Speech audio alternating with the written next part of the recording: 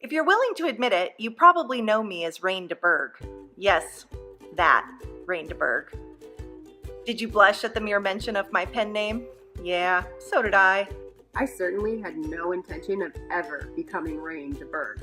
I was simply Sarah Hollenbeck. Maybe I was still Sarah McDermott? No, Sarah Hollenbeck. But did I even remember Sarah Hollenbeck, the girl I was before I met the guy? Could I become her once again? The depression and the hole in my heart and the suffocating sadness couldn't be pushed to the background any longer.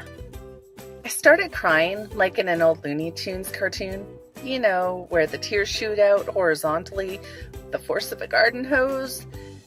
Actually, I think it was kind of a combination of Looney Tunes and I Love Lucy, because I think I actually made that wah sound. I joined 7 book clubs in the greater Chicago area simultaneously. 7. And that meant I was reading 7 books simultaneously. I thought that was the perfect solution. After all, doing that much reading, when would I have time to think about the shambles of my life? Yeah, that sounds good in theory, but every book reminded me of what I'd lost, or worse, what I never had. I would write a book of my own. Then I could control the content. Then my emotions wouldn't be putty in the hands of authors who had probably written to escape their own misery, with nary a care given to the feelings of the miserable divorcee who would one day read their work while attempting to bury her pain beneath enough cheesecake to bestow diabetes upon a small village. I took Piper's advice and started writing what I knew. But what did I know, really? I knew who to call if you ran into a landscaping emergency at 10 in the evening.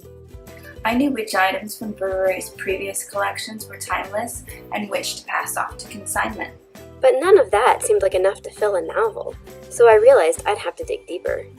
I dug deeper for about the same length of time as the Frasier rerun I was watching, and then I decided instead to write what I knew nothing about.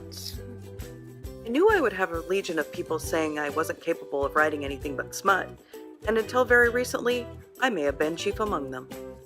The problem was this. I knew that a good middle ground Christian romance needed to be written, and I honestly thought I was the best person to write it, but I had no idea how to do it. I mean, what right did I have?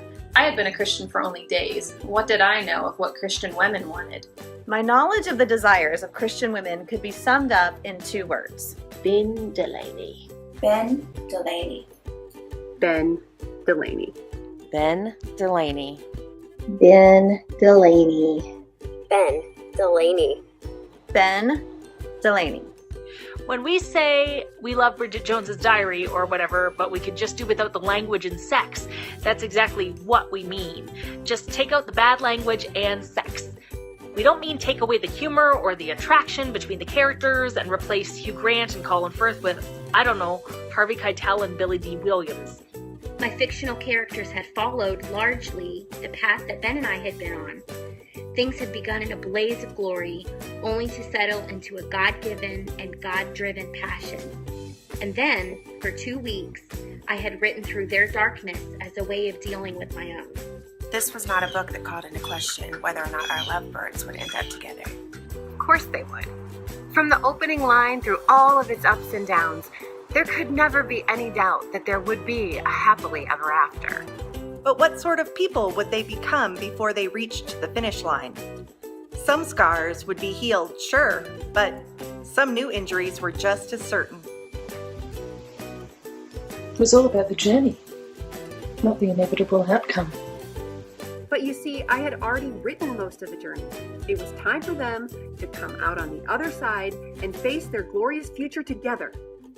And I didn't know how to do that.